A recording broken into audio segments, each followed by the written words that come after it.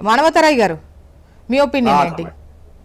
ఇప్పుడు ఉగ్రవాదుల్ని చంపకుండా భారతీయ పౌరులైనటువంటి ఒక సిద్ధాంతం కోసం ఉన్న వాళ్ళని చంపటం అనేది అప్రజాస్వామికమైనటువంటి అంశం. సరే, వాళ్ళు ఆయుధాలు పట్టారు, ఆయుధాల పట్టాన్ని ప్రజాస్వామ్యవాదులు ఎవరు కూడా సమర్థించరు. అయితే ఇక్కడ అంశం ఏంటంటే, మావోయిస్టులుగా ఉన్న వాళ్ళు, పెద్ద నాయకులు, అగ్రనాయకులు, మేము చర్చలకు వస్తాం, మేము ఆయుధాలు విడిచిపెడతాం, చర్చలకు పిలవండి అని అంటే అన్ని పార్టీలు, ప్రతిపక్షాలన్నీ కూడా చర్చలకు పిలవండి అని చెప్పి మరి వారందరికి కూడా చంపటం ముఖ్యం కాదు. అటైనా ఇటైనా, పోలీసులైనా ఇటు నక్సలైట్లైనా ఇద్దరు భారతీయులే, ఇద్దరు మనుషులే. చంపటం ముఖ్యం కాదు, చర్చలు జరపమని చెప్పి కాంగ్రెస్ ఇతర ప్రతిపక్షాలు కూడా డిమాండ్ చేస్తే కేంద్ర ప్రభుత్వం చర్చలు జరపకపోవటం నిజంగా అది ఒక మూర్ఖత్వం. వాళ్ళ ఉద్దేశం ఏంది? ఆ ఛత్తీస్గఢ్ నుంచి ఉన్నటువంటి అటవీ ప్రాంతంలో అపారమైనటువంటి ఖనిజ సంపద ఉన్నది. అక్కడ గిరిజనులు నివసిస్తున్నారు. వాళ్ళని బయటికి పంపాలంటే ఏం చేయాలి? ఏదో ఒక వంక ఉండాలి. ఆపరేషన్ కగారు పేరుతో అతలాకుతలం చేయాలి. నక్సలైట్లను పట్టుకునే పేరుతో అతలాకుతలం చేసి వాళ్ళందరినీ కూడా అడవుల్లో ఉంచి బయటికి రప్పించాలి. బయటికి రప్పించి ఆ అపారమైన ఖనిజ సంపదను ప్రైవేటు వ్యక్తులకు, కార్పొరేట్ శక్తులకు దారదత్తం చేయాలనే ఉద్దేశం. అది ఏప్రిల్ 21న ప్రారంభమైంది ఆపరేషన్ కగారు. ఎంతో మంది అగ్రనాయకులు, నంబాల కేశవరావు అంటే ఒక జనరల్ సెక్రటరీ, పార్టీలో కేంద్ర కమిటీ జనరల్ సెక్రటరీ, ఆయన మనం మే 25వ తారీఖు ఆ ప్రాంతాల్లో చంపేయడం జరిగింది. పార్టీకి ఆయుపట్టు ఆయన.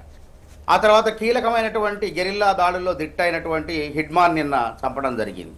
సరే, వాళ్ళు తలదాచుకోవడం కోసము వాళ్ళు చర్చలు జరపండి అని చెప్పి ప్రాణం భయంతోనూ వాళ్ళు లొంగిపోవడం సిద్ధంగా ఉన్నారు.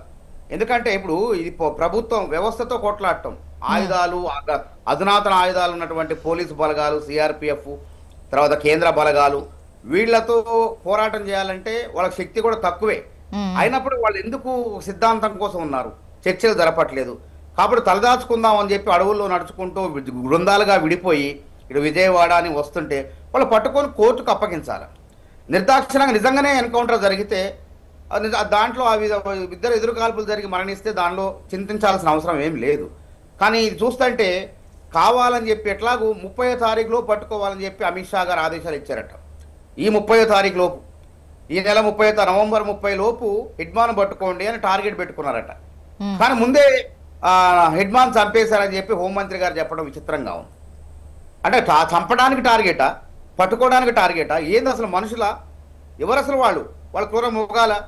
చెప్పండి. తర్వాత వాళ్ళు కూడా సమాజంలో సమసమాజం కోసం పోరాటం చేసి, కాంగ్రెస్ ప్రభుత్వాలు అప్పుడు కూడా ఉన్నది, బీజేపీ కాదు, ఇది ఏ ప్రభుత్వాలు అప్పుడు ఉన్నా కానీ చట్టాలను. మానవతరాయ్ సార్, అంటే ప్రతిపక్షాలు కావచ్చు, వివిధ రాజకీయ పార్టీలు డెఫినెట్ గా పిలిచి మాట్లాడాలి, ఖచ్చితంగా వాళ్ళ అవసరాలు ఏంటి, వాళ్ళు ఏం అడుగుతున్నారు, సో ఇది అంటున్నారు. ఎట్ ది సేమ్ టైం మావోయిస్టులు కూడా అగ్రనేత 1-2 సార్లు మాధవ్ అనే పేరుతో వచ్చింది అనుకుంటాను. సో మేము అంటే జనజీవన స్రవంతిలో కలవడానికి సిద్ధంగా ఉన్నాం, మాతో చర్చించండి. బట్ మళ్ళీ మావోయిస్టుల నుండి మళ్ళీ ఇంకో లెటర్ కూడా రిలీజ్ చేశారు. అది వ్యక్తిగతంగా ఆయన అభిప్రాయం మాత్రమే, మాకు దానికి ఎటువంటి సంబంధం లేదు, మేము చర్చలకు రాము అని. అంటే దీస్ కైండ్ ఆఫ్ వర్షన్స్ వినడం వల్ల ఈవెన్ వాళ్ళు ఇంట్రెస్టెడ్ ఉన్నారా లేదా అనేది కూడా క్లారిటీ లేదు కదా. ఎదురుగున్నప్పుడు ఎదురు కాల్పులు జరుపుతున్నారు, వీళ్ళు ఎదురు కాల్పులలో వాళ్ళు చనిపోతున్నారు. సో దీన్ని ఎట్లా చూద్దాం? ఇప్పుడు విభజించు పాలించు అనేటువంటి నినాదాన్ని బీజేపీ చక్కగా అందులో కూడా అమలు చేస్తుంది, కోవర్టిజాన్ని ఉపయోగించుకుంటుంది. వీళ్ళలో చాలా మంది లొంగిపోతున్నారు, కొంతమంది అదే సిద్ధాంతాన్ని పట్టుకొని ఉన్నారు. తర్వాత వాళ్ళు అనారోగ్య సమస్యలు, ఈ గ్రూపులుగా విడిపోవటం, ఈ సిద్ధాంతం ఈ విధంగా చనిపోవడానికి కారణం ఏంటంటే అందులో కూడా వర్గాలు ఏర్పడటం.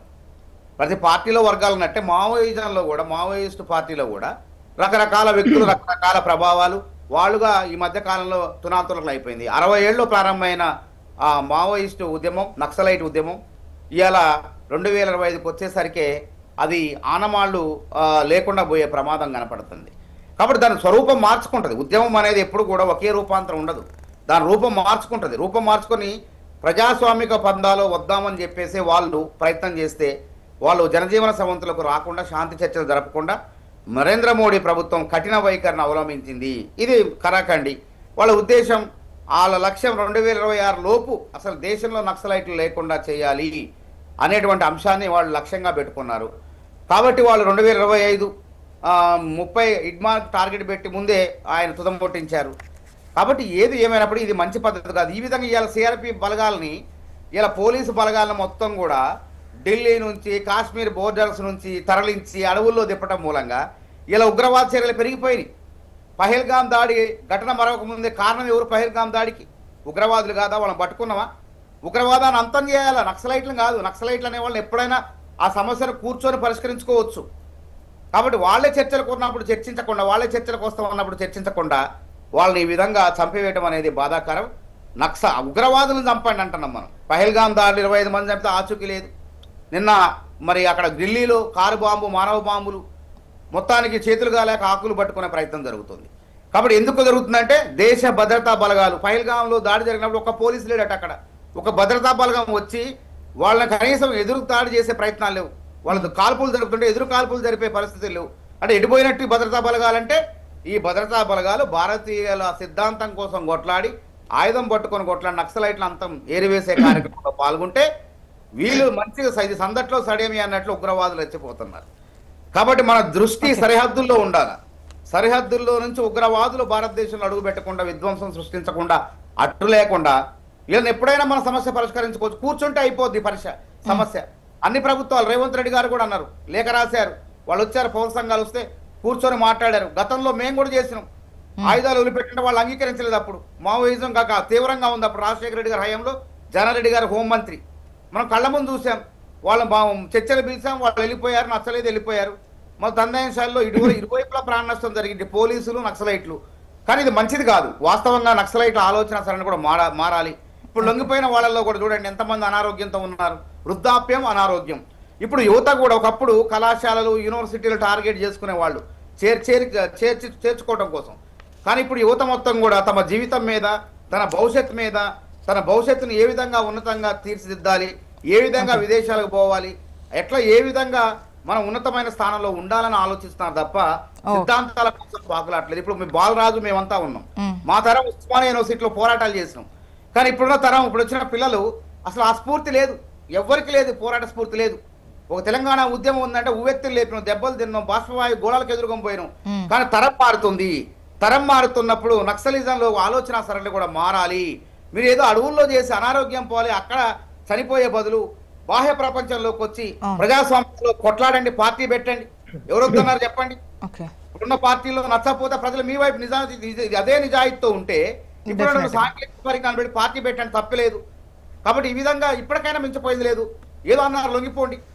ఎందుకంటే ఇప్పటికై మంది మిగిలిపోయారు. ఇప్పుడు చాలా దాదాపు పెద్ద పెద్ద అగ్రనాయకత్వం మొత్తం కూడా వ్యూహాలు, పోలీసుల వ్యూహాలకు ప్రతి వ్యూహాలు చేసే పెద్ద నాయకత్వం మొత్తం కూడా చనిపోయింది.